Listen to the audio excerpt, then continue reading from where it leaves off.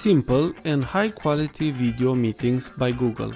Collaborate and build relationship with your team and partners regardless of where you are in the world. This is how Hangouts Meet is described. Let's see how to install Hangouts Meet on Android.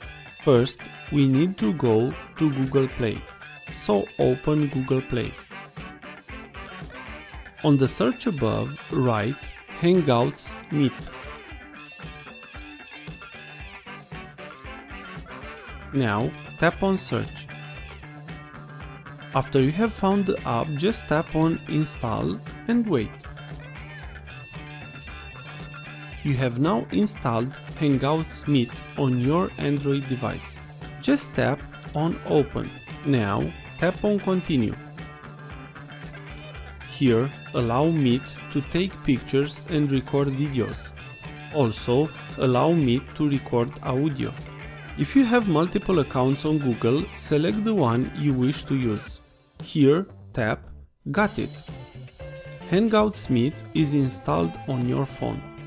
If this was useful, please like, share and subscribe.